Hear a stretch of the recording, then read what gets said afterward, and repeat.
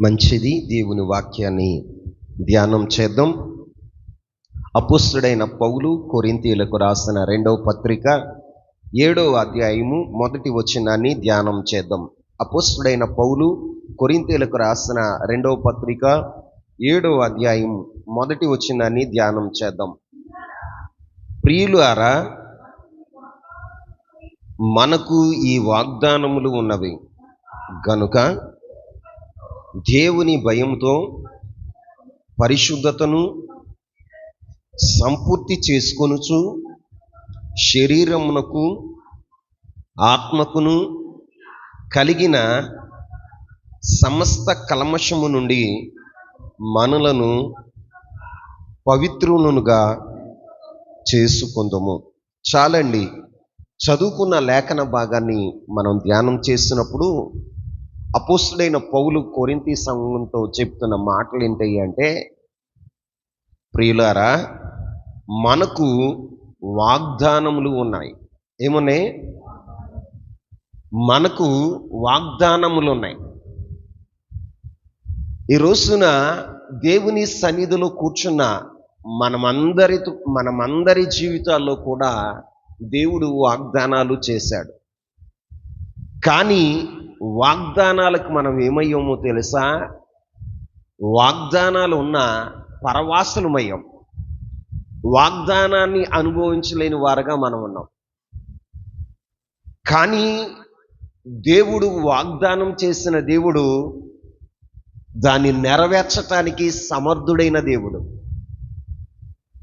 దానిని నెరవేర్చటానికి సమర్థుడైన దేవుడు.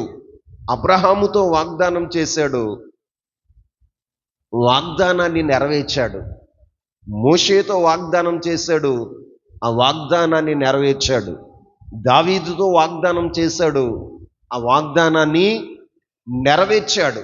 మన పితరులతో చేసిన వాగ్దానాలు వారి జీవితాల్లో ప్రభువు నెరవేర్చిన వాడుగా ఉన్నాడు. కానీ మన జీవితాల్లో వాగ్దానాలు ఎందుకు నెరవేరట్లా? ఈ రోజున దేవుని పిల్లలమైన మనము వాగ్దానాలకి వారసత్వం ఉన్నా కూడా ఎలా ఉన్నాము అంటే పరవాసులుగా ఉన్నాం. వాగ్దానాన్ని అనుభవించలేని వారుగా ఉన్నాం. దేవుని వాక్యం చెప్తుంది, ప్రియులారా, మనకు ఈ వాగ్దానములు ఉన్నాయి. ఏమున్నాయండి? వాగ్దానములు ఉన్నాయి. దేవుని వాగ్దానములు ఎలాంటివో తెలుసా? దేవుని వాగ్దానములు ఎలాంటివయ్యా అంటే అమూల్యమును అత్యధికమైన వాగ్దానాలు మనకున్నాయట. ఆమేన్. పేతురు భక్తుడు చెప్తాడు, 2వ పేతురు పత్రిక 1వ అధ్యాయం 4వ వచనంలో ఆయన చెప్తాడు. చూడండి, 2వ పేతురు పత్రిక 1వ అధ్యాయం 4వ వచనం, ఆ మహిమ గుణాతిశయమును బట్టి ఆయన మనకు అమూల్యములను అత్యధికమునైన వాగ్దానములు అనుగ్రహించి ఉన్నాడు. ఆమేన్. ఏం చేసి ఉన్నాడట? అమూల్యములైన అత్యధికమైన వాగ్దానాలు మనకి అనుగ్రహించి ఉన్నాడు. మరి ఈ రోజున ఆ వాగ్దానాలని అనుభవిస్తున్నావా? ఈ రోజున దేవుని సన్నిధానానికి వచ్చిన నీ జీవితంలో ప్రభువు నీతో చేసిన వాగ్దానాలు నీవు అనుభవించగలుగుతున్నావా? ఎందుకు దేవుని వాగ్దానాల్ని అనుభవించలేకుండా రా కూర్చోరా, నేను ఎందుకు ఫోన్ చేస్తాను, కూర్చో, కదిలేవంటే ఏమలేదుగా. ఒకసారి దేవుని స్తోత్రాలు చెప్పండి. హల్లెలూయా. వాగ్దానాలు ఉన్నాయి మన జీవితాల్లో. అత్యధికమైన అమూల్యమైన వాగ్దానాలు దేవుడు మనకి చేశాడు. ఈ రోజున మన జీవితంలో ఆ వాగ్దానాలు ఎందుకు అనుభవించలేకపోతున్నాం? దేవుని పిల్లలమైన మనం, ఆయన సన్నిధిలో ఉంటున్న మనం, మన జీవితాల్లో ఎందుకు వాగ్దానాలకు పరవాసులుగా ఉంటున్నాం? ఇక్కడ పౌలు అపోస్తుడు అంటున్నాడు, మనకి వాగ్దానాలు ఉన్నాయి. ఏమంటున్నాడండి? వాగ్దానం లేని వారం కాదు మనం. మనకి వాగ్దానాలు ఉన్నాయి. పేతురు భక్తుడు అంటున్నాడు, ఆ వాగ్దానాలు ఎలాంటివో తెలుసా? అమూల్యమైనవి, అత్యధికమైనవి. ఏమంటున్నాడండి?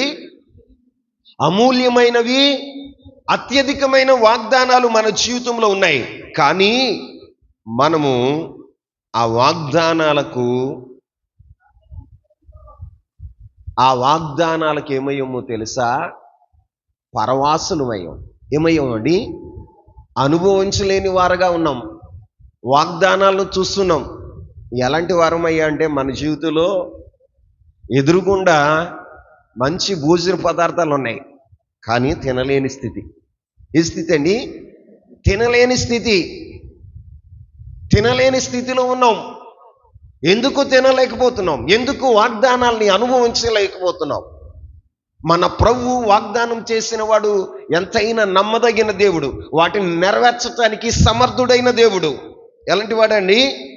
రోమాపత్రిక 4:21 ప్రకారము ఒక మాట రాయబడి ఉంది. దేవుడు మహిమపరిచి ఆయన వాగ్దానం చేసిన దాన్ని నెరవేర్చుటకు సమర్థుడు అని రూఢిగా విశ్వసించి విశ్వాసం వలన బలము పొందెను అని అక్కడ రాయబడి ఉంది. అబ్రహామును గురించి రాయబడిన మాట ఏంటి అంటే, వాగ్దానం చేసిన వాడు నెరవేర్చటానికి సమర్థుడు అని అతని విశ్వాసంలో ఏమయ్యాడో తెలుసా? బలము పొందిన వాడుగా ఉన్నాడు. ఏం పొందాడు? బలం పొందిన వాడుగా ఉన్నాడు. శరీరం మృతతుల్యమైపోయినా కూడా అతను ఏం పొందాడయ్యా అంటే బలం పొందాడు. మరి ఈ రోజున నీ జీవితంలో ఎన్నో వాగ్దానాలు ఉన్నాయి.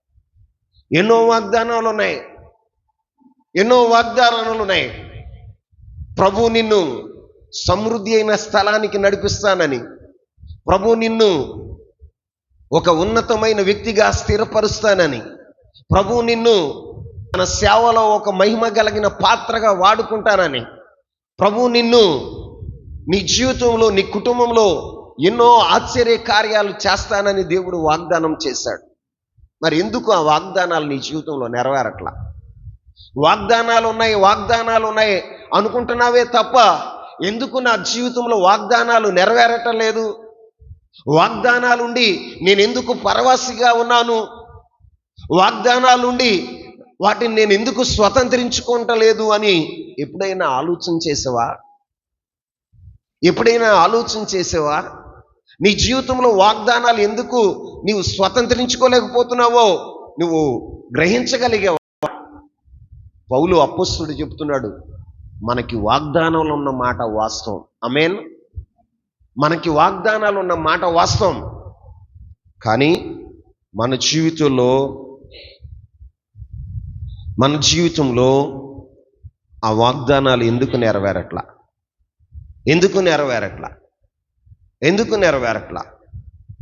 దేవుని వాక్యం చెప్తుంది. మరలా ఆ వాక్యాన్ని చూద్దాం. కొరింథీయులకు రాసిన 2వ పత్రిక 7వ అధ్యాయం 1వ వచనం. ప్రియులారా, మనకి ఈ వాగ్దానములు ఉన్నవి గనుక, వాగ్దానాలు ఉన్నాయి గనుక దేవుని భయముతో, ఏ భయంతో ఉండాలి? దైవ సంబంధమైన భయం నీ గుండెల్లో ఉండాలి. ఆమేన్. దైవ భయం నీ గుండెల్లో ఉందా? వాగ్దానం ఉందని చెప్తున్నావు కానీ, వాగ్దానాలు చూసి మురిసిపోతున్నావు కానీ, దేవుని సన్నిధిలో ఉన్న నీవు ఏం కలిగి ఉండాలో తెలుసా? దైవ భయము కలిగి ఉండాలి. ఏం కలిగి ఉండాలి? దైవ భయము నీ గుండెల్లో ఉండాలి. దేవుని సన్నిధిలో ఉన్న నీవు దైవ భయము కలిగిన వ్యక్తిగా ఉండాలి. దైవ భయము నీ గుండెల్లో లేనప్పుడు వాగ్దానాల్ని స్వతంత్రించుకోలేవు. ఇక్కడ పౌలు అపోస్తలుడు 3 విషయాలు చెప్తున్నాడు. ఎన్ని? చెప్పండి. 3 విషయాలు చెప్తున్నాడు. వాగ్దానాలు ఉన్నాయి, మనకి ఆ వాగ్దానాలు ఉన్నాయి, కానీ వాగ్దానాల్ని నువ్వు స్వతంత్రించుకోలేకపోవటానికి కారణం ఏంటో తెలుసా? 1, నీ గుండెల్లో దైవ భయం లేదు. ఎందుకు మన జీవితాల్లో దైవికమైన భయం మన గుండెల్లో ఉండాలయ్యా అంటే, మన జీవితంలో ఒకటి తెలుసుకోవాలి. అదేంటో తెలుసా? మన జీవితంలో మన క్రియలనన్నిటినీ ఆయన తీర్పు తీర్చే న్యాయాధిపతి అని. ప్రభు మన క్రియలకు తీర్పు తీర్చే న్యాయాధిపతి అని న్యాయాధిపతిని గౌరవిస్తూ భయపడేవారుగా ఉండాలి. ఆమేన్. మన దేవుడు ఎలాంటి వాడయ్యా అంటే, నీ క్రియలను బట్టి ఆయన ఏం చేస్తాడో తెలుసా? తీర్పు తీరుస్తాడు. ఏం చేస్తాడండి? తీర్పు తీరుస్తాడు. నీ జీవితంలో ఆయన న్యాయాధిపతిగా ఉంటాడు. ఆయన సింహాసనానికి నీతి న్యాయములే ఆధారములై ఉన్నాయి. ఏమై ఉన్నాయండి? దేవుని సింహాసనానికి నీతి న్యాయములే ఆధారములుగా ఉన్నాయి. కాబట్టి మన జీవితంలో మొదటిది ఏం కలిగి ఉండాలి అంటే, దైవ భయం కలిగి ఉండాలి. ఏం కలిగి ఉండాలి చెప్పండి? దైవ భయం లేకుండా నీ జీవితంలో వాగ్దానాలని నువ్వు అనుభవించలేవు. దైవ భయం లేకుండా నువ్వు వాగ్దానాల్ని అనుభవించలేవు. నీ గుండెల్లో ఏముండాలి అంటే దైవ భయం ఉండాలి. ఆమేన్. ఆ దైవ భయం ఉన్నప్పుడే నువ్వు వాగ్దానాల్ని స్వతంత్రించుకోగలుగుతావు. వాగ్దానాలు ఉన్నాయని చెప్పుకుంటూ తిరిగితే సరిపోతుందా? నీ జీవితం ఎలా ఉన్నా కూడా ఆయన వాగ్దానాలు నెరవేరుస్తాడా? నెరవేర్చడు. ఏం చేయడు? నెరవేర్చడు. నువ్వు అనుకుంటావు వాగ్దానాలు ఉన్నాయి, పర్వాలేదు, ఎలా బ్రతికేసినా ఏం పర్వాలేదు. ఈ రోజున నీ జీవితంలో వాగ్దానాలు ఉన్నాయి కాబట్టే ఆ వాగ్దానాలు నీ జీవితంలో నెరవేర్చబడాలి అంటే దైవ భయం కలిగి ఉండాలి. ఆమేన్. ఏం కలిగి ఉండాలి? దైవ భయం కలిగి ఉండాలి. అబ్రహాముకి వాగ్దానాలు ఉన్నాయి, లేవా? ఎన్నో వాగ్దానాలు చేశాడు దేవుడు.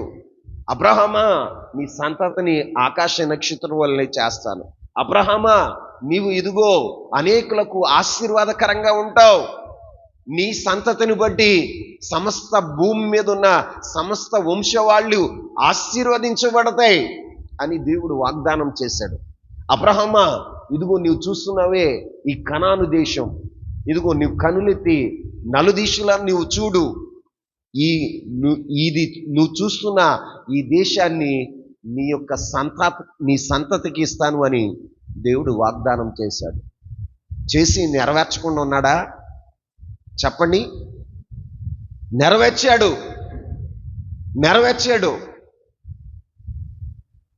ఎందుకు నెరవేర్చాడో తెలుసా? అబ్రహాము దేవునికి భయపడిన వాడుగా ఉన్నాడు. ఆమేన్. అబ్రహాము దేవునికి భయపడిన వాడుగా ఉన్నాడు. ఆయన గుండెల్లో దైవ భయం ఉంది. దేవుడు ఏమి ఆజ్ఞాపిస్తే ఆ ఆజ్ఞను శిరస వహించేటువంటి వ్యక్తిత్వాన్ని కలిగిన వాడు అబ్రహాము. మరి మన జీవితంలో గుండెల్లో దైవ భయం ఉందా? ఇవాళ ఆదివారం అని తెలుసా తెలీదా చాలామంది? మరి ఏరండి? ఏం లేదు, గుండెల్లో దైవ భయం లేదు. దైవ భయం ఉంటే నీకు నిద్ర పడుతుందా? దైవ భయం ఉంటే నేను దేవుని ఎదుట నిలబడాలి, దేవుని సన్నిధిలో ఈ ఉదయకాల సమయంలో ఆయన సన్నిధిలో నేను వేచి ఉండాలి. ఆయన ఏం మాట్లాడుతాడో, ఆయన ఉద్దేశం ఏంటో, ఆయన ప్రణాళిక ఏంటో, నా పట్ల, నా కుటుంబం పట్ల ఆయనకున్న ఉన్నతమైన సంకల్పాలు ఏంటో నేను తెలుసుకోవాలన్న భయం నీలో ఉంటే దేవుని కృపాసనమందు నీవు ఆసీనుడు అయి ఉంటావు. గుండెల్లో దైవ భయం లేదు. క్రైస్తవులమే ఏం లేదయ్య అంటే గుండెల్లో దైవ భయం లేదు, దైవిక సంబంధమైన భయం లేదు. అందుకే అక్రమంగా నడుచుకుంటున్నావు, అందుకే విచ్చలవిడిగా బ్రతుకుతున్నావు, అందుకే నీ జీవితంలో వంకరితనం, దేవుని పిల్లలమైన మన జీవితాల్లో గుండెల నిండా ఏం నింపుకోవాలో తెలుసా? దైవ భయం నింపుకోవాలి. ఏం నింపుకోవాలి? దైవ భయం నింపుకోవాలి. మరి నీ గుండెల్లో దైవ భయం ఉందా? దైవ భయం ఉంటే నీ పిల్లలేరి ఏరండి. దైవ భయం ఉంటే గుండెల్లో ఏరి నీ పిల్లలు. అయ్యో, దేవుని సన్నిధానానికి రాకపోతే శాపం వస్తుంది. దేవుని సన్నిధానానికి రాకపోతే మన జీవితంలో శాపగ్రస్తమైన అనుభవాల్లో మన జీవితాలు ఉంటాయని నువ్వు బోధించావా? ఎప్పుడైనా నీ కుటుంబానికి చెప్పావా? దేవుని సన్నిధికి వెళ్తామంటే ఎగేసుకుని నువ్వు ఒక్కదానివే వచ్చేయటం కాదు, ఒక్కడవే వచ్చేయటం కాదు. బైబిల్లో ఒక మాట రాయబడింది. యాకోబు ఏం చేశాడో తెలుసా? దేవుని సన్నిధానానికి వెళ్ళేటప్పుడు ఒక మాట చెప్పాడు. చూడండి, ఆదికాండము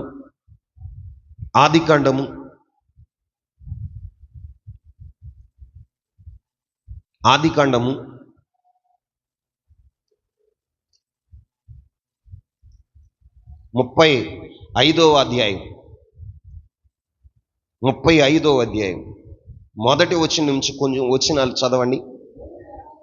దేవుడు యాకోబుతో, నీవు లేచి బేతేలునకు వెళ్ళి అక్కడ నివసించి నీ సహోదరుడైన ఏశావు ఎదుట నుండి నీవు పారిపోయినప్పుడు నీకు కనపడిన దేవునికి అక్కడ బలిపీఠము కట్టుదుమని చెప్పగా, యాకోబు తన ఇంటి వారితోనూ తన యొద్దనున్న వారితోనూ మీ యొద్దనున్న అన్య దేవతలను పారవేసి మిమ్మును మీరు శుచిపరుచుకొని మీ వస్త్రములను మార్చుకొనుడి, మనమందరము బేతేలునకు వెళ్ళుదము.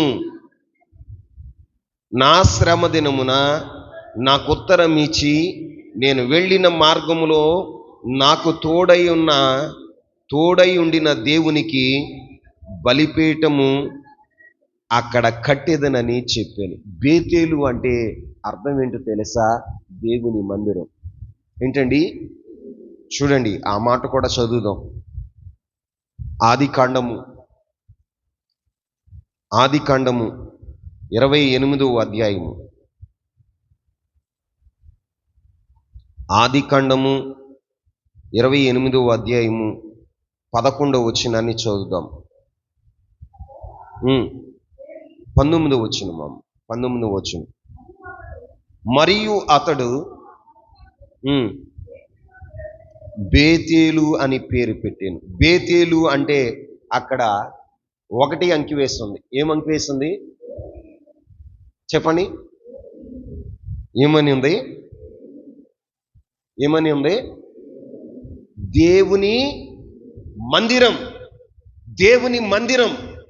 ఇక్కడ యాకోబు చెప్తున్న మాట ఏంటయ్యా అంటే, బేర్షెబా నుండి పారిపోతూ ఆయన హారాను వైపు వెళ్తున్నాడు. ఎటువైపు? హారాను వైపు వెళుతున్నప్పుడు ఒక రాత్రి పొద్దుగుకుపోయింది. ఆ రాత్రి ఒక రాయిను తలగడగా చేసుకుని ఒంటరిగా భయంతో ఆందోళనతో ఆయన అరణ్యంలో పడుకున్నాడు. ఆయన పడుకున్న తర్వాత ఒక దర్శనాన్ని చూస్తున్నాడు. ఆకాశం కొనకు, భూమి మీద నుండి ఆకాశం కొనకు అంటున్నంతగా ఒక నిచ్చెన వేయబడింది. ఆ నిచ్చెనకు పైగా దేవాతి దేవుడు సింహాసనాసీనుడై కూర్చున్నాడు. దేవదూతలు ఎక్కుతూ దిగుతూ ఉన్నటువంటి ప్రత్యక్షతను చూశాడు.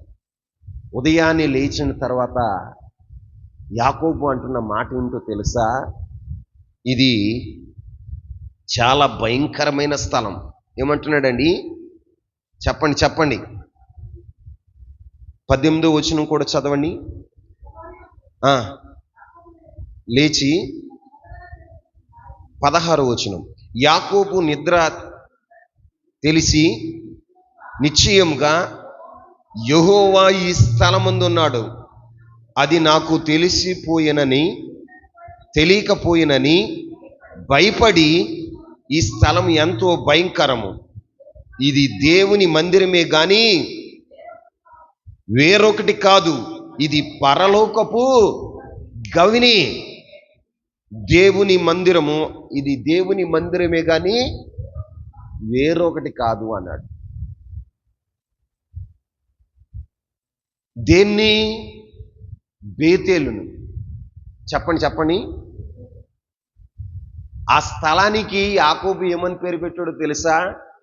బేతేలు అని పెట్టాడు. బేతేలు అంటే అర్థం ఏంటి? ఇప్పుడు ఎక్కడికి వెళ్తానని అంటున్నాడు? బేతేలుకి మనం వెళ్తున్నాం. ఎక్కడికి వెళ్తున్నాం అన్నాడు? 35వ వచనం, మొదటి వచనం. దేవుడు యాకోబుతో, నీవు లేచి ఎక్కడికి వెళ్ళమంటున్నాడు? బేతేలు అంటే దేవుని మందిరానికి. ఎక్కడికి? దేవుని మందిరానికి. నీ శ్రమ దినమందు నీతో మాట్లాడిన దేవుడు, నీ శ్రమ దినమందు నీకు తోడై ఉన్న దేవుని మందిరానికి నువ్వు వెళుతూ ఉన్నప్పుడు ఏం చేయాలో తెలుసా? యాకోబు ఏం చేశాడండి? అక్కడ చదువమ్మా, 2వ వచనం. యాకోబు తన ఇంటి వారితోనూ తన యొద్ద ఉన్న వారితోనూ. ఎవరితో చెప్తున్నాడు? చెప్పండి. తన ఇంటి వారితోనూ తన యొద్ద ఉన్న పని వారితోనూ అని చెప్తున్న మాట ఏంటయ్యా అంటే, మీరు మీ యొద్దనున్న అన్య దేవతలను పారవేసి మిమ్ములను మీరు శుచిపరుచుకుని ఏం చేయాలట? ఏం చేయాలి? మిమ్ములను మీరు శుచిపరుచుకోవాలి. అంటే మిమ్ములను మీరు పరిశుద్ధపరుచుకోవాలి. దేవుని మందిరానికి వెళుతున్నప్పుడు యాకోబు ఒంటరిగా అని చెప్తున్న మాట ఏంటో తెలుసా? ఇదిగో నా శ్రమ దినమందు నాతో మాట్లాడిన, నాకు ఉత్తరం ఇచ్చినటువంటి, నాకు తోడై ఉన్న దేవుని దగ్గరికి మనం వెళ్తున్నాం. కాబట్టి మిమ్ములను మీరు శుచిపరుచుకోండి అని యాకోబు తన ఇంటి వారితో కలిసి బేతేలుకి వెళ్ళాడు. ఎక్కడికి వెళ్ళాడండి? చెప్పండి. మరి మనమండి మన పిల్లలతో వస్తున్నామా? పిల్లలు ఏమైపోయినా పర్వాలేదా? మీరు మాత్రం పరలోకంలో ఉంటారా? పిల్లలు నరకానికి వెళ్ళిపోవాలా? అగ్నిగుండంలో కాలిపోవాలా? వారు శ్రమ పడాలా? వారు కేకలేస్తుంటే ఆనందిస్తావు? నువ్వు ఆనందిస్తావా? మరి నీ ఉద్దేశం ఏంటి? ఎందుకు వారికి మందలించలేకపోతున్నావు? ఎందుకు వారిని దేవుని సన్నిధిలో నడిపించలేకపోతున్నావు? ఎందుకు నడిపించలేకపోతున్నావు అంటే, అసలు నీ గుండెల్లో దైవ భయం లేదు. అయ్యో, నా పిల్లల్ని విడిచిపెడితే వారు నరకానికి వెళ్ళిపోతారు, వారు దేవునికి దూరం అయిపోతారు, వారు భ్రష్టులైపోతారు, దేవుని శాపం వారి నెత్తి మీదకి వస్తుంది, దేవుని ఉగ్రత వారు అనుభవించవలసి వస్తుంది అన్న గుండెల్లో దైవికమైన భయం నీలో లేదు. యాకోబు చెప్తున్నాడు, ఏమని చెప్తున్నాడు తెలుసా? తన పిల్లలతో, తన ఇంటి వారితో ఏమని చెప్తున్నాడండి? ఇంటి వారందరితో చెప్తున్నాడు. ఆమేన్. నిజమైన భక్తుడు, భక్తుపరురాలు ఎలా ఉండాలో తెలుసా? ఇంటి వారితో కలిసి ప్రార్థన చేయాలి. ఆమేన్. కొర్నేలు అనే ఒక అన్యుడు ఉన్నాడండి క్రొత్త నిబంధనలో. కొర్నేలు అనే ఒక అన్యుడు తన ఇంటి వారితో కలిసి ప్రార్థన చేసేవాడట. మరి ఇంటి వారితో కలిసి ప్రార్థనకు రావా? చెప్పండి. ఇంటి వారు వద్దా? నువ్వు అక్కడైతే అయిపోయావా భక్తిపరుడివి? నువ్వు ఒక్కదానివే వస్తే భక్తిపరురాలు అయిపోయావా? ఏం చేయాలి? గుండెల్లో దైవ భయం ఉంటే, నీ గుండెల్లో దైవ భయం ఉంటే దేవుని సన్నిధికి వెళ్తున్నాను, నా దేవుడు నా కుటుంబాన్ని, నా అంతటిని చూస్తాడు. చూసినప్పుడు ఎవరైనా ఒకవేళ లోపం ఉంటే, ఎవరన్నా కనపడకపోతే ఏం సమాధానం చెప్పాలి? ఏం సమాధానం చెప్పాలి? ఏం సమాధానం చెప్తావు తెలుసా? వాటి సంగతి నాకు తెలియదయ్యా. అంతేనా?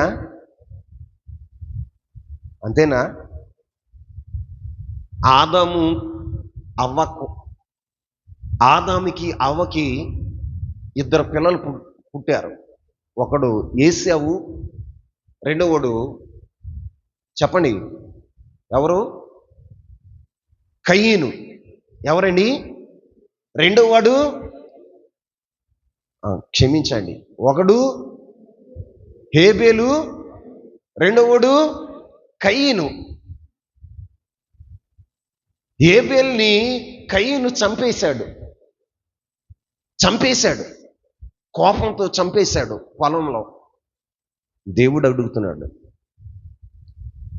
కయీను నీ తమ్ముడెక్కడా? ఏమంటున్నాడండి? నీ తమ్ముడెక్కడా అని అడుగుతున్నాడు. దేవుడు నీ తమ్ముడెక్కడా అని అడిగితే వాడికి నేను కావాలి వాడినా? దేవుడితో సమాధానం ఏం చెప్తున్నాడు చూడు. నేను కావాలి వాడినా అంటే గుండెల్లో ఏమన్నా భయం ఉందా? చెప్పండి. దేవునితో మాట్లాడేటప్పుడు అసలు ఆ గుండెల్లో భయం ఉందా? ఈ రోజున దేవుని సన్నిధానానికి వస్తున్నా నిన్ను అడగడా? నీ బిడ్డేది అని అడగడా? నీ కుమారుడేడి అని నిన్ను అడగడా? నిన్నొక్కదాన్నే చూసి వదిలేస్తాడు ఆయన. దేవుని సన్నిధిలోకి వచ్చినప్పుడు ఆయన అడిగే ప్రశ్న ఏంటి తెలుసా? ఏమడుగుతాడు? సహోదరుని అడిగినప్పుడు నీ కొడుకుని అడగడా? నీ కుమార్తెని అడగడా? చెప్పండి. గుండెల్లో భయం ఉందా? మాకు వాగ్దానాలు ఉన్నాయండి. ఏమున్నాయి? ఎందుకు అనుభవించలేకపోతున్నావు? దేవుని వాగ్దానాలు నీవు ఎందుకు అనుభవించలేకపోతున్నావు తెలుసా? నీ గుండెల్లో అసలు దైవ భయం లేదు, నీ కుటుంబంలో దేవుని భయం లేదు. దేవుని భయం లేకుండా విచ్చలవిడిగా తిరుగుతున్న నీ కుటుంబము ఎలా ఆ వాగ్దానాల్ని అనుభవించగలుగుతుంది? పౌలు భక్తుడు అదే చెప్తున్నాడు. కొరింథీ సంఘస్థులారా, నా ప్రియులారా, మనకి వాగ్దానాలు ఉన్నాయి గనుక ఏమంటున్నాడండి? గనుక దేవుని భయం. ఏ భయం అట? దేవుని భయం కలిగి ఉండాలి. ఏ భయము? దేవుని భయం కలిగి ఉండాలి. మరి దేవుని భయం ఉంటే మీ కుటుంబాలు అని అడుగుతున్నాను. దేవుని భయం ఉంటే మీ పిల్లల్ని ఎందుకు విడిచిపెట్టేస్తున్నారు విచ్చలవిడిగా తిరగటానికి? వాడు పడుకుంటాడులే, అర్ధరాత్రి దాకా సెల్ ఫోన్లు చూస్తుంటే మందలించకుండా పొద్దున్నే ఉదయాన్నే లేవాలి అన్న సంగతి తెలియకుండా దేవుని మందిరానికి వెళ్తున్నారే, నువ్వు నా వెనకాల రాగాదు, నువ్వు కూడా వాడుతూ ఉండి ఏం చేయాలి తెలుసా? వెంట పెట్టుకుని రావాలి. ఏం చేయాలి? మరి మన జీవితాల్లో ఆ అనుభవాలు ఉన్నాయా? నా భక్తి నాదేనండి, వాడు ఏమైపోతే నాకే నరకానికి వెళ్ళిపోతాడు, నువ్వు చూస్తూ ఉంటావా? నరకంలో కేకలేస్తూ ఉంటాడు. అయ్యో, యేసుక్రీస్తు ప్రభువారు చెప్పాడుగా, ఒక ధనవంతుడు ఎక్కడికి వెళ్ళాడంట? పాతాళానికి వెళ్ళాడు. అక్కడేముంది? వేదన.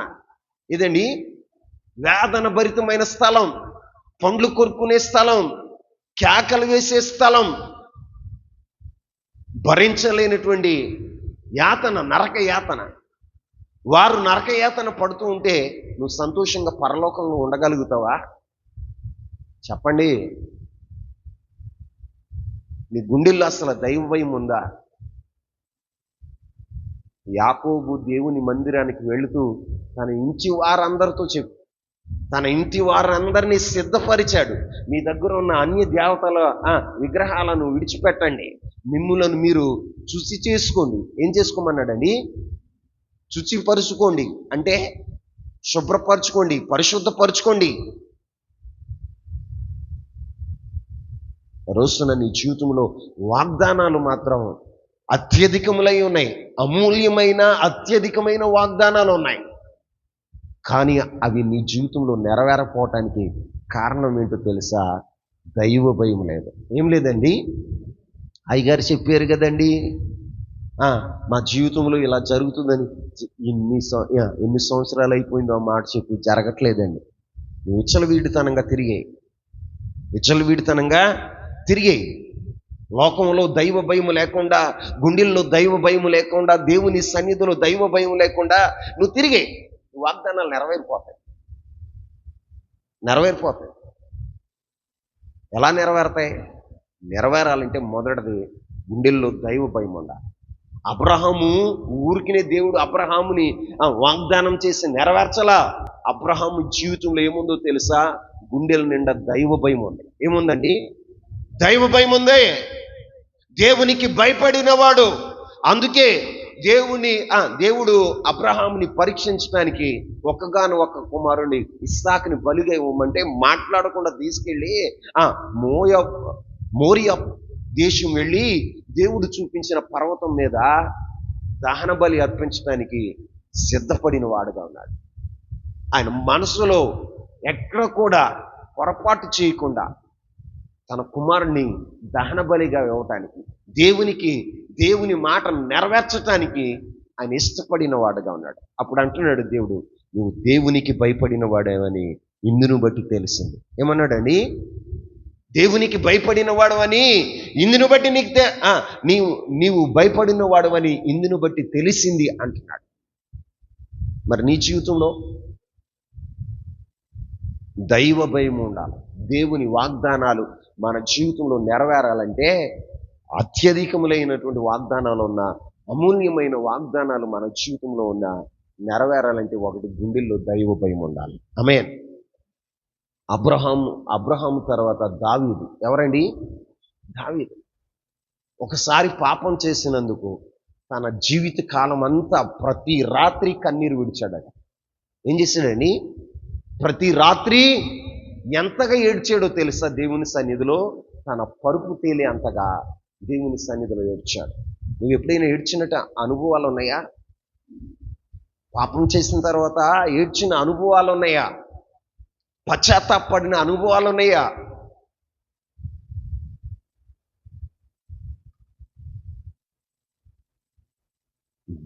గావాతి దేవుడు చెప్పాడు, దావీదా, సౌలుకి దూరం చేసిన నా కృప నీకు దూరం చేయను.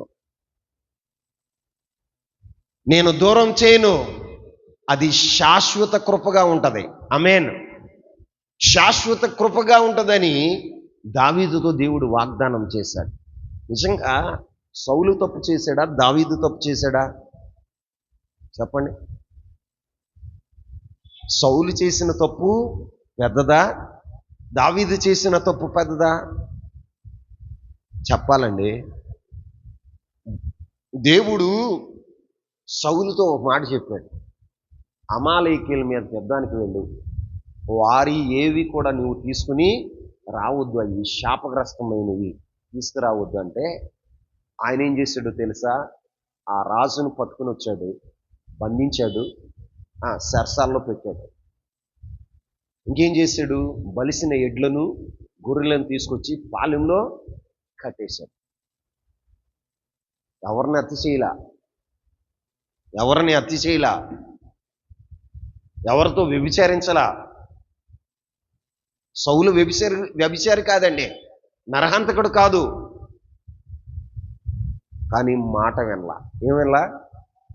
చెప్పండి. మాట వినలా. మాట విననందుకు తన కృపను దూరం చేశాడు. కానీ వ్యభిచరించినటువంటి దావీదుకి శాశ్వతమైన కృప చూపాడు. ఎందుకో తెలుసా? నాతాను ప్రవక్త వచ్చి ఆ పాపివి నీవే అని దేవుడు నాతాను ప్రవక్త ద్వారా పలికిస్తే, అవును ప్రభువా, ఆ పాపిని నేనే అని దేవుని సన్నిధిలో పశ్చాత్తాపడ్డాడు. విరిగి నలిగిన హృదయంతో. దేంతోనండి? విరిగి నలిగిన హృదయంతో తన జీవిత పర్యాంతరము దావీదు కన్నీటి ప్రార్థన చేశాడు. ఏ ప్రార్థన? చెప్పండి. కన్నీటి ప్రార్థన చేశాడు. అందుకే శాశ్వత కృప చూపాడు. ఏ కృప? దావీదు, ఇదిగో నీకు వాగ్దానం చేస్తున్నా, నీ తర్వాత నీ కుమారుడు ఈ సింహాసనం మీద కూర్చుంటాడు, తన తర్వాత తన కుమారుడు, అలాగా తరతరములు శాశ్వత కాలం ఈ సింహాసనం మీద నీ సంతతి ఉండకపోదు అని ప్రభు వాగ్దానం చేశాడు. ఆ వాగ్దానాన్ని దేవుడు నెరవేర్చిన వాడుగా ఉన్నాడు. కారణం ఏంటో తెలుసా? అతడిలో పశ్చాత్తాప హృదయం ఉంది, భయపడే హృదయం ఉంది, దేవుని సన్నిధిలో అంగలార్చే హృదయం ఉంది. కాబట్టి ఆయన వాగ్దానాన్ని నెరవేర్చిన వాడుగా ఉన్నాడు. ఆమేన్ చెప్పండి. మరి నీ జీవితంలో ఎందుకు నెరవేరట్లేదు అంటే దైవ భయం లేదు గుండెల్లో. ఏం లేదండి, నువ్వు చెప్పుకుని తిరుగుతావు. ఏమన్నా తెలుసా, మాకు వాగ్దానాలు ఉన్నాయిరా, దేవుడు నాకు ఈ వాగ్దానం చేశారు. ఆ వాగ్దానానికి తగినట్టుగా అడుగులేస్తున్నావా? ఆ వాగ్దానానికి తగినట్టుగా ఆ వాగ్దానాన్ని స్వతంత్రించుకోవటానికి ఆ దిశగా నీ అడుగులు పడతానయ్యా? వాగ్దానాలు ఉన్నాయి చెప్పుకోవడానికి. ఎన్ని అత్యధికమైన వాగ్దానాలు. ఎలాంటివి? అమూల్యమైన వాగ్దానాలు. కానీ ఆ వాగ్దానాలు మనకు ఎలా ఉన్నాయో తెలుసా? అంత దూరంలో కనపడుతున్నాయి. అంత దూరంలో కనపడుతున్నాయి. మనం ఇక్కడే ఉండిపోతున్నాం. ఏమైపోతున్నాం? ఇక్కడే ఉండిపోతున్నాం. ఎందుకంటే దైవ భయము మన గుండెల్లో లేదు. రెండవ మాట, అదే పరిశుద్ధతను సంపూర్తి చేసుకొనుచు. చాలమ్మా, అక్కడ పౌలు అపోస్తలుడు చెప్తున్న మాట ఏంటి అంటే పరిశుద్ధతను సంపూర్ణం చేసుకోవాలట. ఏం చేసుకోవాలి? ఈ రోజున దేవుని సన్నిధిలో కూర్చున్న మన జీవితాల్లో వాగ్దానాలను మనం అనుభవించాలంటే ఒకటి, గుండెల్లో దైవ భయం ఉండాలి. రెండోది మనకు కావాల్సింది ఏంటి అంటే పరిశుద్ధతలో సంపూర్ణత. ఏంటండి? చెప్పండి. సంపూర్ణత. మన ప్రభు అయిన యేసు క్రీస్తు ప్రభు వారు సంపూర్ణుడు. ఆమేన్. మనం కూడా ఎలా ఉండాలి అంటే పరిశుద్ధతలో సంపూర్ణత కలిగి ఉండాలి. ఏం కలిగి ఉండాలి? సంపూర్ణత కలిగి ఉండాలి. సంపూర్ణత కలిగి ఉండటం అంటే ఏంటి? మన జీవిత కాలంలో క్రీస్తు స్వరూపంలోనికి మనం మారగలిగిన అంతగా మనలో ఏముండాలో తెలుసా? పరిశుద్ధత ఉండాలి. ఏముండాలండి? క్రీస్తు ప్రభు వారు ఎంత సంపూర్ణంగా ఉన్నాడో అంత సంపూర్ణత మన జీవితంలో కూడా ఉండాలి. ఆమేన్. మనం ఏమంటాం తెలుసా అమ్మా? ఒక్కొక్కటి చూసి చూడనట్టు ఉండాలండి. ఎటుండాలి? చూసి చూడనట్టు ఉండాలి. అన్నీ అంటే ఎట్లా కుదురుతుంది అగ్గారు? నాకు మాత్రం కుదరవచ్చు, నన్ను మేనేజ్ చేయొచ్చు, కానీ దేవుని మాత్రం మేనేజ్ చేయటం కుదరదు. ఆయన రాజీ పడడు. ఎక్కడ నీ జీవితంలో అపవిత్రతను చూసినప్పుడు ఆయన రాజీ పడడు. ఆయన ఏం చేస్తాడు తెలుసా? నీలో సంపూర్ణమైన పరిశుద్ధతను చూస్తాడు. ఆమేన్. ఆయన సంపూర్ణమైనటువంటి పరిశుద్ధత నీలో ఉన్నప్పుడు ఆయన ఏం చేస్తాడు తెలుసా? నిన్ను వాగ్దానాలకు వారసుడుగా చేస్తాడు. వాగ్దానాన్ని అనుభవించేటట్లుగా చేస్తాడు. ఈ రోజున నీ జీవితంలో అత్యధికమైన వాగ్దానాలు, అమూల్యమైన వాగ్దానాలు ఉన్నా పరవాసిగా దూరంగా ఉండి చూడటమే తప్ప వాటిని అనుభవించలేకపోవటానికి కారణం ఏంటి అంటే పరిశుద్ధత, తగిన పరిశుద్ధత లేదు. ఏం లేదండి? తగిన పరిశుద్ధత లేదు. ఎక్కడో మాటల్లో జారిపోతున్నావు, ఎక్కడో క్రియల్లో జారిపోతున్నావు, ఎక్కడో ఊహల్లో జారిపోతున్నావు, ఎక్కడో నీ జీవితంలో అపవిత్రత అంటించుకుంటున్నావు. చేయరాని సహవాసం చేసు, వెళ్ళకూడని చోటకి వెళ్ళు, తినకూడనిది తినటమో, ముట్టకూడనిది ముట్టటమో, చూడకూడనిది చూడటమో, ఏదో ఒకటి చేసి నువ్వేం చేస్తున్నావు తెలుసా? అపవిత్రపరుచుకుంటున్నావు. ఏం చేస్తున్నావండి? అపవిత్రపరుచుకుంటున్నావు. విశ్వాసమే పేరుకి వాగ్దానాలు నెరవేరపోవటానికి కారణం ఏంటో తెలుసా? సంపూర్ణమైన పరిశుద్ధత లేక. ఏం లేక? సంపూర్ణమైన పరిశుద్ధత లేక. ఈ రోజున నీ జీవితంలో పరిశుద్ధతను ప్రభు చూడగలిగితే దేవుని వాగ్దానాలు నీ జీవితంలో నెరవేరినట్లుగా వాగ్దత్త భూమికి నిన్ను తీసుకుని వెళ్ళేవాడుగా ఉంటాడు. ఆమేన్. నీలో సంపూర్ణమైన పరిశుద్ధత లేకుండా ఆ వాగ్దానాల్ని మనం అనుభవించలేం. నిజమే, ప్రభు నాతో మాట్లాడాడు. ఈ మాట నాతో మాట్లాడింది మీతో మాట్లాడతాను. ఒరే, నీకు వాగ్దానాలు ఉన్నాయి. ఏమున్నాయి? వాగ్దానాలు ఉన్నాయి, ఎందుకు అనుభవించలేకపోతున్నావు? నీలో గుండెల్లో దైవ భయం లేదురా. ప్రభు చెప్పిన మాట ఏంటో తెలుసా? సంపూర్ణమైన పరిశుద్ధత లేదు. ఏం లేదు? సంపూర్ణమైన పరిశుద్ధత లేదు. ఆ మాట వినగానే గుండెల్లో భయం పుట్టింది, నిద్ర పట్టట్లా. ఆ వాగ్దానం వెలిగించబడిన తర్వాత, ఆ మాట వెలిగించబడిన తర్వాత నిద్ర పట్టట్లేదండి. నిజమే, ప్రభు ఎన్నో వాగ్దానాలు చేశాడు నాతో. ఆ వాగ్దానాలన్నీ నేను అనుభవించలేకపోవటానికి కారణం ఏంటి అంటే, అక్కడే ఆ ప్రభు చెప్తున్నాడు, ఒకటి భయం ఉండాలి, రెండవది పౌలు గారు చెప్తున్నాడు సంపూర్ణమైనటువంటి పరిశుద్ధత. ఏ పరిశుద్ధత? సంపూర్ణమైన పరిశుద్ధత. ఈ 50 దినాల్లో నేను అడిగింది ఏంటో తెలుసా? ఆస్తులు ఇవ్వమని, ఆరోగ్యం ఇవ్వమని, ఆయుష్ని ఇవ్వమని నేను అడగల. ప్రభువా, నీ పోలికలో నేను మార్చబడాలి, నీ పోలికలో నేను మార్చబడాలి, నీవు ఇష్టపడినంతగా పరిపూర్ణత నాలోకి రావాలి ప్రభువా, నీ ఆత్మతో నేను నింపబడాలి. ఇవే అడిగా, నేను ఇంకేం అడగల. నా 50 దినాల ప్రార్థన ఏంటో తెలుసా? నువ్వు కోరుకున్న స్వారూప్యం నాలో రావాలి, నీవు కోరుకున్న స్వారూప్యం నాలోకి రావాలి. అదే దేవుని సన్నిధిలో ఏడుస్తూ ప్రార్థన చేసిన నా ప్రార్థన, నా ఏడుపు అంతది. వాస్తవంగా దేవుని సన్నిధిలో ఒప్పుకున్నా, నేను పాపినయ్యా, సంపూర్ణమైనటువంటి పరిశుద్ధత నాలో లేదు, సంపూర్ణమైనటువంటి పరిశుద్ధం నాకు దయచే. నువ్వు ఇష్టపడినంతగా, నువ్వు కోరుకున్నంతగా, నువ్వు ఎంతగా ఆశించావో ఆ స్వారూప్యత నాలోకి రావాలి ప్రభు అని దేవుని సన్నిధిలో ఏడ్చా. అదే నా ఏడుపు. 50 దినాలుగా ఏడ్చిన ఏడుపు ఏంటయ్యా అంటే, నేను ఆస్తులు ఇమ్మని, ఆరోగ్యం ఇమ్మని, లేకపోతే ఆయుష్ని ఇమ్మని నేను అడగల. నువ్వు కోరుకున్నటువంటి స్వారూప్యం కావాలి, పరిపూర్ణత నాకు దయచి. ఎందుకో తెలుసా? సంపూర్ణమైన పరిపూర్ణత ఉంటే దేవుని వాగ్దానాలను మనం అనుభవించగలం. దేవుడే ఆ వాగ్దానాల్ని మన ఒళ్ళో పెడతాడు. ఆమేన్. ఈ రోజున నీ జీవితంలో ఎన్నో వాగ్దానాలు ఉన్నాయి తమ్ముడా, చెల్లెమ్మ. ఎందుకు నీకు ఆ వాగ్దానాలు నెరవేరట్లేదంటే దైవ భయం లేదు. ప్రభువు చూసినప్పుడు సంపూర్ణమైన పరిశుద్ధత కనపట్ల. ఏం కనపట్ల?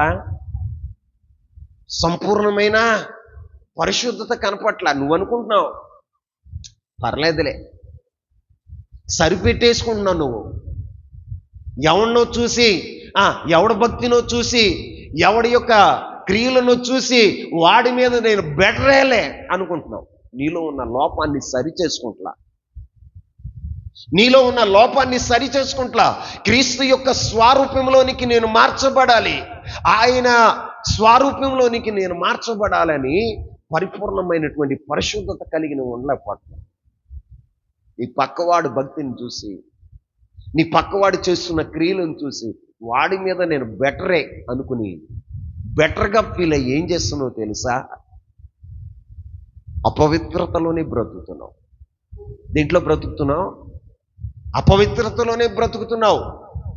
కానీ వాగ్దానాలు నెరవేరాలంటే సంపూర్ణమైన పరిశుద్ధత నీకు కావాలి. ఆమేన్. సంపూర్ణమైన, ఆయన అసంపూర్ణుడు కాదండి. ఆయన అసంపూర్ణుడా? సగం సగం చేతి ఇష్టపడేవాడా? అన్నిట్లో ఉండలేము బుజ్జా. ఎన్నిట్లో ఉండలేవు? అన్నిట్లో ఉండలేకపోతే దేవుడు వాగ్దానాలు నెరవేరవు.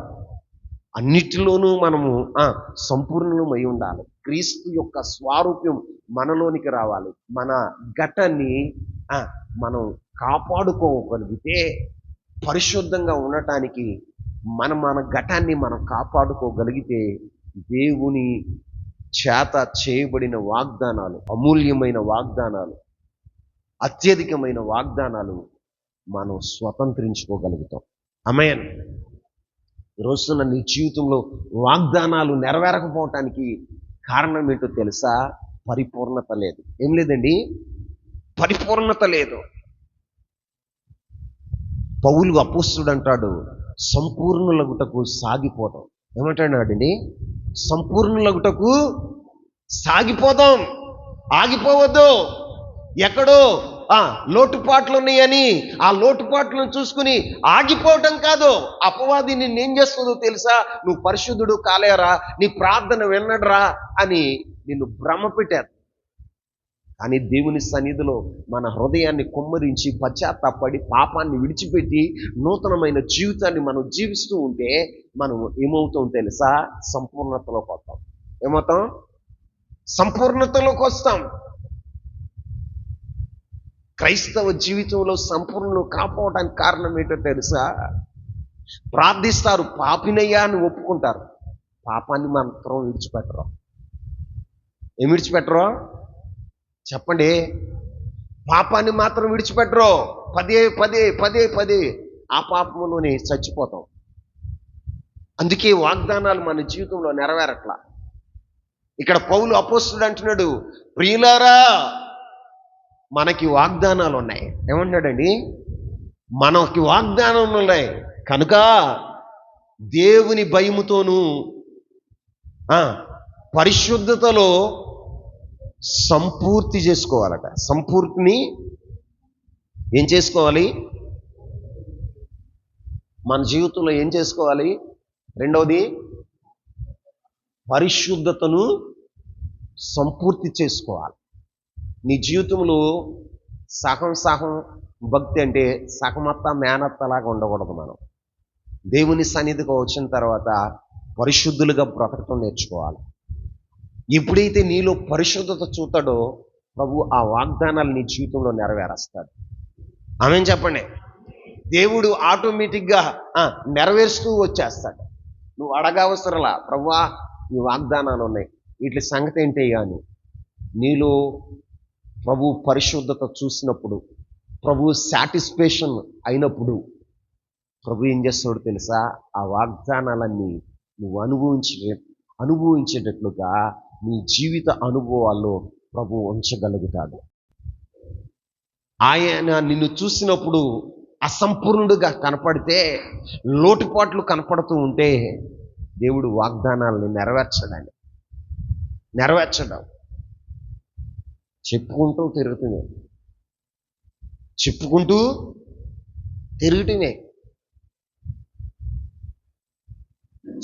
తిరగటమే. నాకు వాగ్దానాలు ఉన్నాయి. ఎందుకు వాగ్దానాలు ఉన్నా ప్రయోజనం ఏంటి? ఆ వాగ్దానాలు అనుభవించడానికి ఆ దిశగా నువ్వు అడుగులేయాలి. ఆమేన్. ఆ దిశగా నువ్వు అడుగులేస్తే దేవుడు ఆ వాగ్దానాల్ని నీ జీవిత అనుభవాల్లో ఉంచుతాడు. అందుకే పౌలు గారు చెప్తున్నాడు, అరే మనకి వాగ్దానాలు ఉన్నాయి బాబు,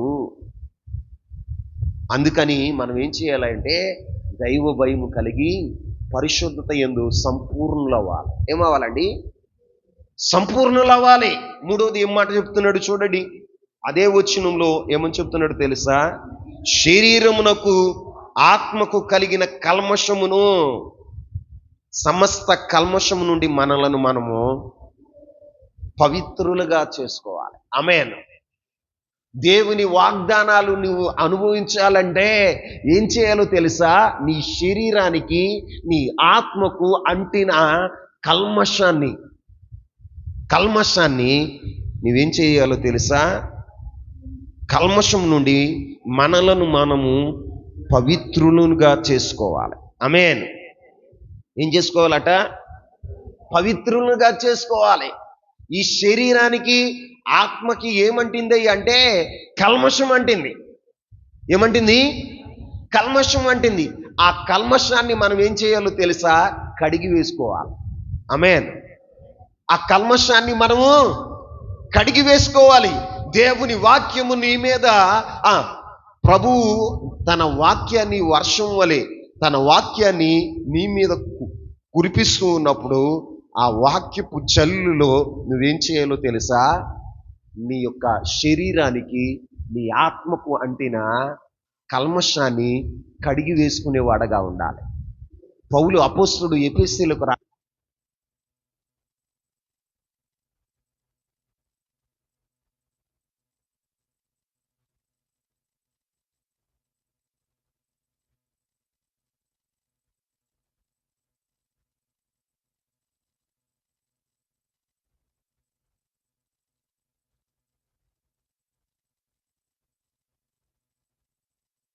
చెప్పండి.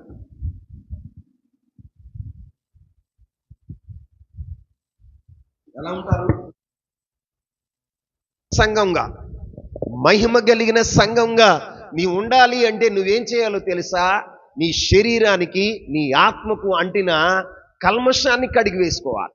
దీన్ని ఈ రోజున దేవుని సన్నిధానానికి వస్తున్న నీ జీవితంలో కల్మషం కడగబడట్లేదు. ఎందుకు కడగబడట్లేదు తెలుసా? వాక్యానికి నువ్వు విధేయుడు అవట్లా, వాక్యానికి విధేయురాలు అవట్లా. వాక్యం నీతో మాట్లాడుతున్నప్పుడు ఆ వాక్యానికి నువ్వు విధేయుడవై, ప్రభువా ఇదిగో ఈ పాపం నాలో ఉంది, ఈ అవిధేయత నాలో ఉంది అయ్యా, ఇదిగో నువ్వు నాతో మాట్లాడినందుకు వందనాలయ్యా, నన్ను క్షమించయ్యా, నీ రక్తంతో నన్ను కడిగయ్యా అని వాక్యం విన్నంటే నువ్వేం చేయాలో తెలుసా? పశ్చాత్తాపడాలి. ఏం పడాలి? పశ్చాత్తాపడాలి. నీవెప్పుడైతే వాక్యం చేత ఉదక స్నానం చేయించబడతావో అప్పుడు నీలో ఏమవుతుందో తెలుసా? దేవుని ఎదుట నిలబడే అంత పరిశుద్ధత కలిగి నువ్వు ఉండగలుగుతావు. ఆమేన్. అందుకని ఇక్కడ పౌలు అపోస్తలుడు అంటున్నాడు, నీ శరీరానికి, నీ ఆత్మకు అంటిన కల్మషమును కడిగి వేసుకోమని చెప్తున్నాడు. ఆమేన్. పవిత్రపరుచుకోవాలి. శరీరానికి, ఆత్మకు అంటినటువంటి సమస్త కల్మషం నుండి మనలను పవిత్రులుగా చేసుకుందాము. ఏం చేసుకోవాలట? పవిత్రులుగా చేసుకోవాలి. పవిత్రులుగా చేసుకోవాలంటే అంటినటువంటి బురద అంటింది ఏం చేయాలి? కడుక్కోవాలి. కడుక్కోవాలా లేదా? ఎండబెడదాంలే, ఏం చేద్దాం? ఎండబెడదాంలే, ఎండిన తర్వాత ఎప్పుడో రాలుతుందిలే అని వదిలేయకూడదు. నీకు బురద అంటినప్పుడు ఏం చేయాలంటే కడిగేసుకున్నావు అనుకో, ఎప్పుడు బురద అంటితే అప్పుడు నీ కాళ్ళు కడుక్కోగలిగితే, నీ యొక్క శరీరాన్ని కడుక్కోగలిగితే, నీ అంతరంగాన్ని కడుక్కోగలిగితే నువ్వు దేవుని ఎదుట పరిశుద్ధుడిగా, పరిశుద్ధురాలుగా ఉండగలుగుతావు. అప్పుడు ఏం చేస్తాడో తెలుసా?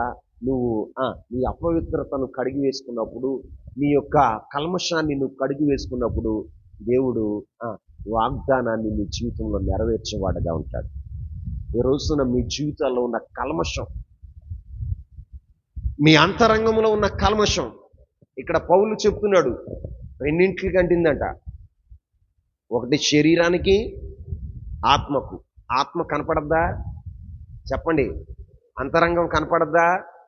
నీ అంతరంగం నీకే కనపడద్దు, నాకు కనపడదు. నువ్వేం చేయాలో తెలుసా? నీ అంతరంగంలో, నీ మనసులో పౌలు అపోస్తలుడు అదే రాతాడు. ఏం రాతాడంటే, హెబ్రీయులకు రాసిన పత్రిక 10వ అధ్యాయం 22వ వచనాన్ని చూడండి.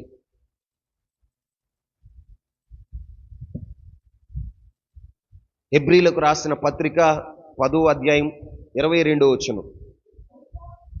మనస్సాక్షికి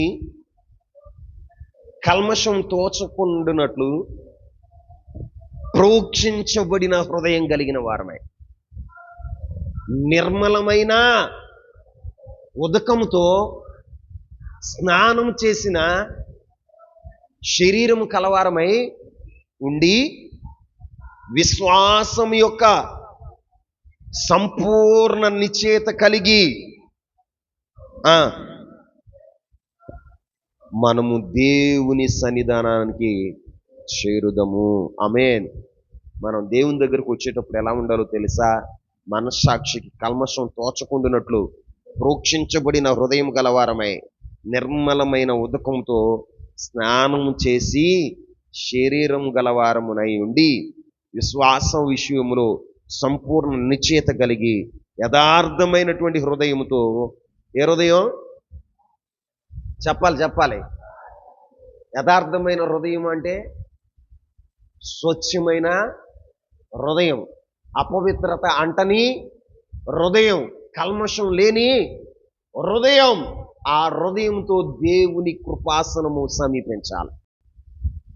దేవుని కృపాసనము సమీపించాలి. ఒక రోజున దేవాతి దేవుడు సియోను కుమార్తెలను చూశాడట. సియోను కుమార్తెలు ఎవరండి? బైబిల్లో సియోను కుమార్తెలు ఉన్నారు. వీరు ఎవరై అంటే నామకార్థ క్రైస్తవులు. ఎవరండి? నామకార్థ క్రైస్తవులు సియోను కుమార్తెలు అంటే. నామకార్థ క్రైస్తవుల్ని తీసుకెళ్ళి ఎక్కడేసాడో తెలుసా? దేవుని ఉగ్రతకు, దేవుని ఉగ్రత వారి మీదకి దిగి వచ్చిందండి.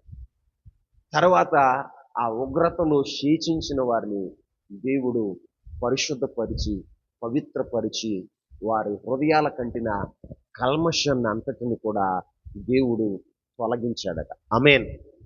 ఒక మాట చెప్తున్నాను ప్రియులారా, దేవుడు నిన్ను కడుక్కోమన్నప్పుడు, దేవుడు నిన్ను కడుక్కోమన్నప్పుడు నీ శరీరానికి నీ ఆత్మకు అంటిన కల్మషాన్ని నీకు నీవుగా శుద్ధీకరించబడితే నీకు మేలు. లేదు, దేవుడే నిన్ను శుద్ధి చేయాలి అనుకుంటే, దేవుడు జోక్యం చేసుకుంటే నీ జీవితంలో ఏమవుతుందో తెలుసా? ఒక మాట చదవాలి. యెషయా గ్రంథం 4వ అధ్యాయం 4వ వచనం. యెషయా గ్రంథం 4వ అధ్యాయం 4వ వచనం. తీర్పు తీర్చు ఆత్మ వలనను దహించు ఆత్మ వలనను ప్రభు సియోను కుమార్తెలకున్న కల్మషమును కడిగివేయినప్పుడు యెరూషలేమునకు తగిలిన రక్తమును దాని మధ్య నుండి తీసివేసి శుద్ధి చేయనప్పుడు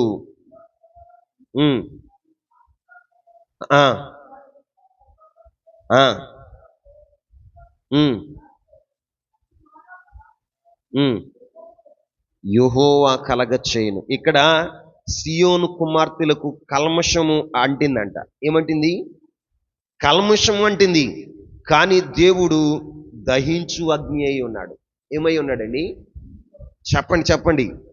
దహించు అగ్ని అయి ఉన్నాడు. ఇక్కడ అంటున్నాడు, తీర్పు తీర్చు ఆత్మను దహించు ఆత్మ వలన సియోనుకు కలిగినటువంటి కల్మషమును కడిగివేయినప్పుడు, అంటే దేవుడు సియోను కుమార్తెల యొక్క కల్మషాన్ని కడగటానికి ఆయనే జోక్యం చేసుకున్నాడు. ఏం చేసుకున్నాడండి? ఆయనే జోక్యం చేసుకుని ఏం చేశాడు? అమ్మా, ఆయన కల్మషాన్ని కడిగివేయటానికి ఏం చేశాడో తెలుసా? ఒకసారి సియోను కుమార్తెలు మెడసాసి నడుస్తున్నారట. మెడవంచని వారుగా, అంటే మెడవంచని నైజంతో తిరుగుతున్నారంట వాళ్ళు. మెడవంచని వారి యొక్క జీవితాన్ని చూసి ప్రభు ఏం చేస్తాడో తెలుసా? ఆ అధ్యాయము వెనక్కి 17 వచనాన్ని ఒకసారి చదవండి. 16, 17 వచనాలు. 3వ అధ్యాయము 16, 17 వచనాలు.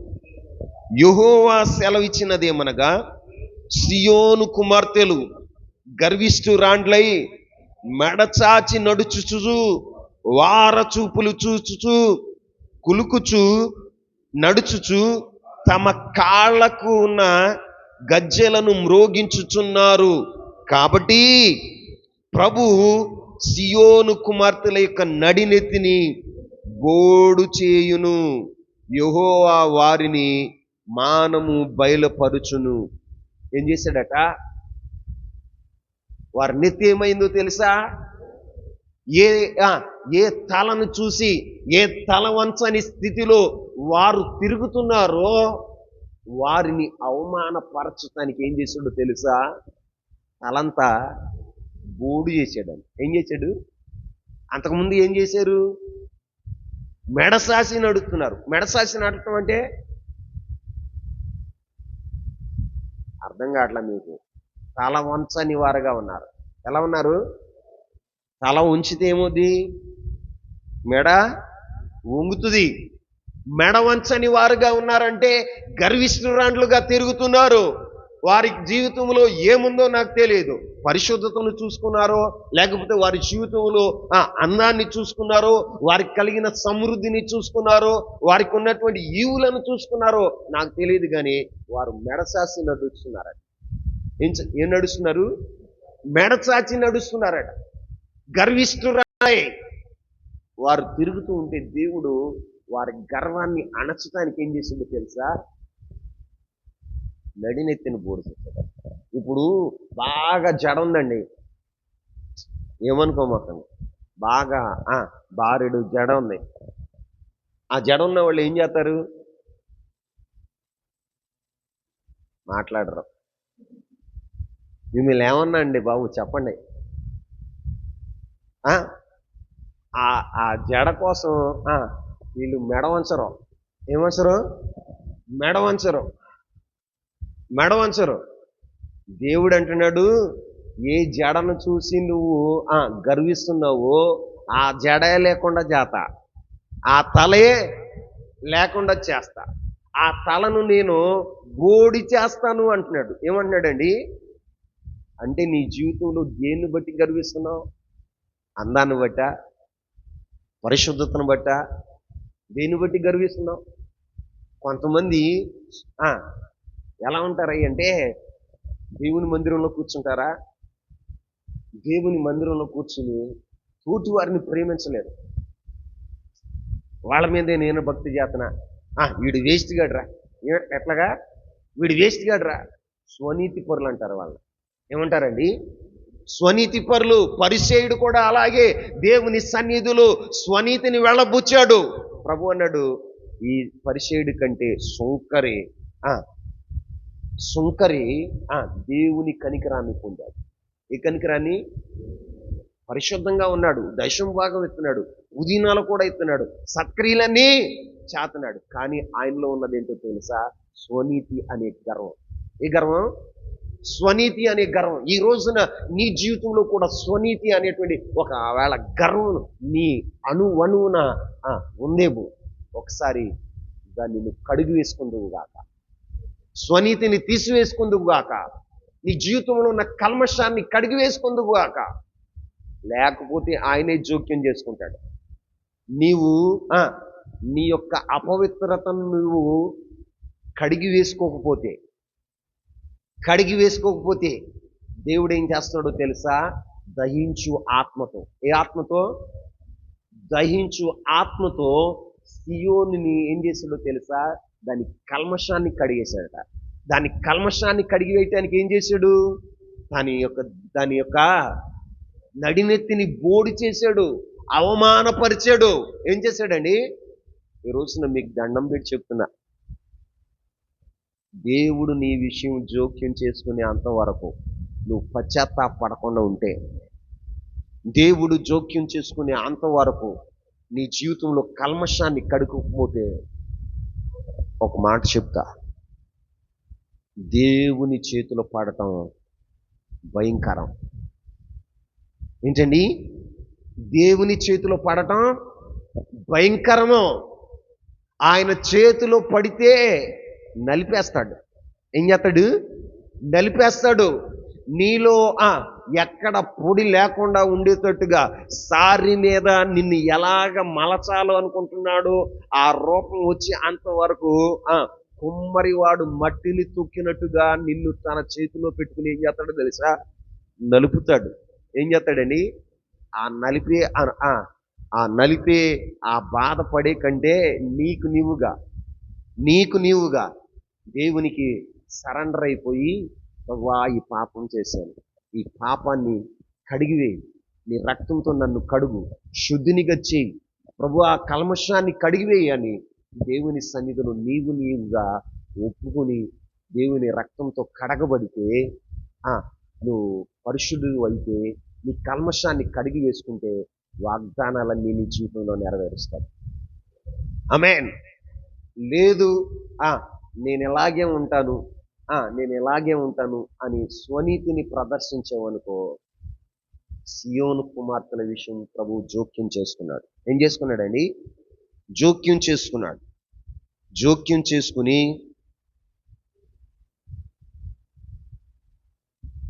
చూడండి,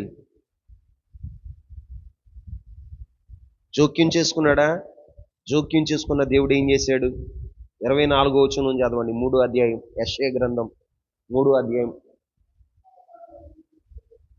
23వ వచనం కూడా. చేతి అద్దములను సన్నపు నారలతో చేసిన ముసుగులను, పాగలను, శాలలను తీసివేయును. అప్పుడు పరిమళ ద్రవ్యములకు ప్రతిగా మురుగుడును, నడికట్టుకు ప్రతిగా తాడును, అల్లిన జడకు ప్రతిగా బోడితలయు, ప్రశస్తమైన వస్త్రములకు ప్రతిగా గోనె పట్టయు, అందమునకు ప్రతిగా వాతయును ఉండును. ఖడ్గము చేత మనుషులు కూలుదురు, యుద్ధముల నీ బలమును యుద్ధమున నీ బలార్జులు పడుదురు. పట్టణపు గుమ్మములు బాధపడి దుఃఖించును, అవి ఏమీయు లేనిదై నేల కూర్చును. సియోను కుమార్తెకి చేసింది ఇది దేవుడు. జోక్యం చేసుకుని ఏం చేశాడో తెలుసా? తన యొక్క అందమునకు బొదుగుగా సన్నపు నారతో చేసిన ముసుగులను తీసివేసి ఏం చేశాడో తెలుసా? పాగలను, శాలలను అన్నిటిని కూడా దేవుడు తీసాడట. అంటే దాని వస్త్రాలన్నిటినీ దేవుడు ఏం చేస్తాడో తెలుసా? తీసివేసి దాన్ని ఏం చేశాడో తెలుసా? దాని సియోని యొక్క అవయవాలన్నీ కూడా బట్టబయలు చేశాడట, అవమానపరిచాడు. ఏం చేశాడని?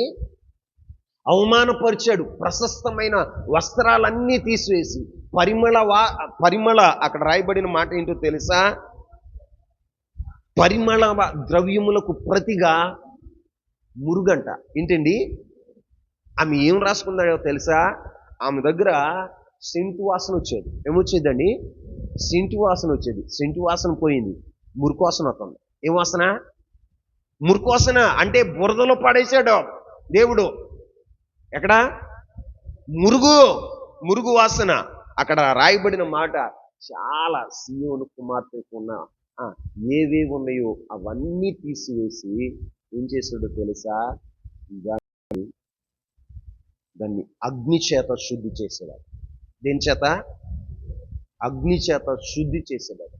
నేను అందుకే చెప్తున్నా, దేవుని చేతిలో పడటం కంటే నీకు నీవుగా ఎలాగా దేవుడు నీకు అనుకూల సమయం ఇచ్చినప్పుడే నువ్వు పరిశుద్ధపరుచుకుంటే, పవిత్రపరుచుకుంటే దేవుని వాగ్దానాలను పొందుతావు. లేకపోతే ఏమవుతుందో తెలుసా? దేవుడే సియోను కుమార్తె విషయం జోక్యం చేసుకున్నట్లుగా నీ విషయమై జోక్యం చేసుకుంటే ఏమవుతుందో తెలుసా? శ్రమ. ఏం కలుగుతుంది? చెప్పండి. శ్రమ కలుగుతుంది. నీ జీవితంలో భరించలేని శ్రమలు అనుభవించాల్సి ఉంటుంది. అది రాకముందే ప్రభువుని బట్టి నీతో చెప్తున్న మాట ఏంటి అంటే, నీ కల్మషాన్ని నువ్వు కడిగి వేసుకుందువు గాక.